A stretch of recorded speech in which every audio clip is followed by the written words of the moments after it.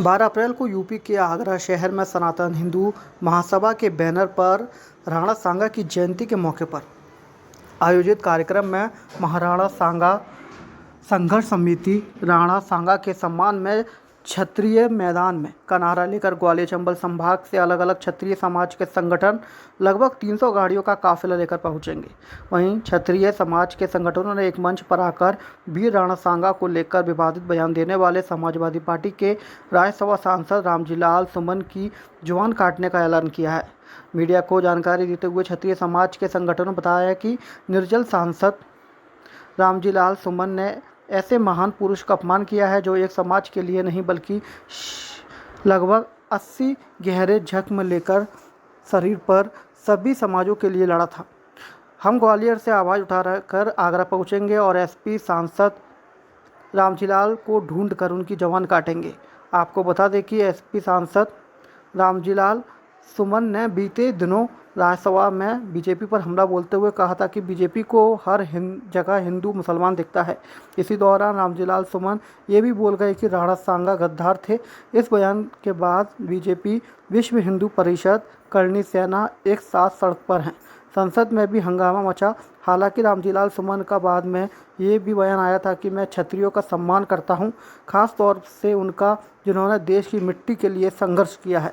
मैं उन सभी लोगों को सलाम करता हूं। पूर्व एक व्यक्ति था जो संसद भवन में जो विकृत मानसिकता का एक व्यक्ति था जिसको मैं निर्लज्ज मानता हूं और बहुत उसको गालियाँ भी नहीं दे सकते क्योंकि हम उस स्थिति पर नहीं जाएंगे, उसकी बराबरी पे हम नहीं पहुँचेंगे। जो इस व्यक्ति ने कहा है उसका नाम रामजीलाल है और वो समाजवादी पार्टी का एक राज्यसभा सांसद है। चूँकि वो जीता भी नहीं है चुनाव, उसको राज्यसभा से भेजा गया है। ऐसे व्यक्ति को सबक सिखाने के लिए ग्वालियर चंबल संभाग में महाराणा सांगा संघर्ष समिति नाम से, ग्वालियर चंबल संभाग नाम से एक समिति बनाई गई है जो सारे संगठनों को एक बैनर के नीचे लेके आई है।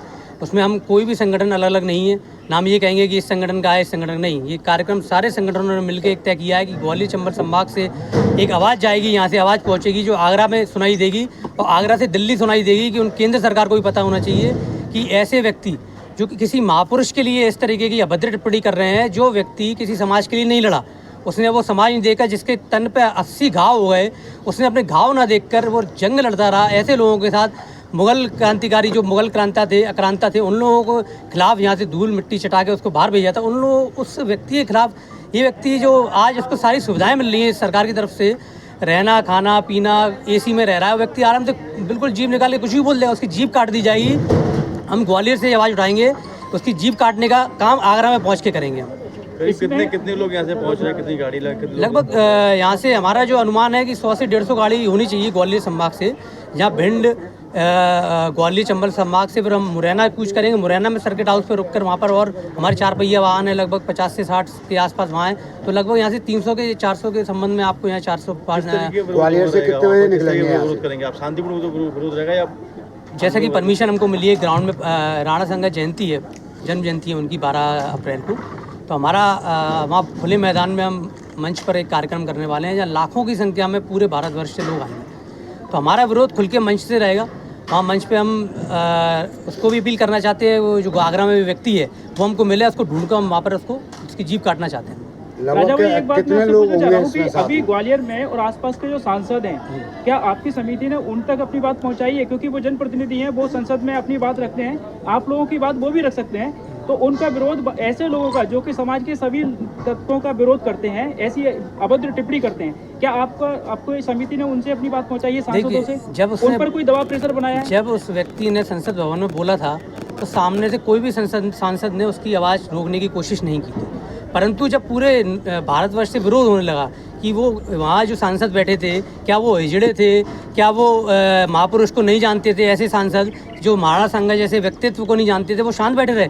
उसके बाद आप लोगों ने भी देखा होगा, मीडिया के द्वारा आप लोगों ने इतना सपोर्ट किया इस मामले में कि वहाँ तक आवाज़ पहुँचाई यहाँ के लोगों की। सोशल मीडिया से हम लोगों ने विरोध किया। तो आपने देखा होगा अगली संसद भवन में जब अगली बार जब संसद लगी, वहाँ हर सांसद उसका विरोध कर रहा था। सांसद में भी आवाज़ लग रही थी कि महाराणा सांगा के सम्मान में हम सब मैदान में। ये संसद भवन में आवाज़ लगी थी तो हमारे विरोध के चलते वो सांसद भी वहाँ पर खड़े हुए थे। उन्होंने भी रामजीलाल सुमन को विरोध किया। मेरा प्रश्न ये था कि ग्वालियर के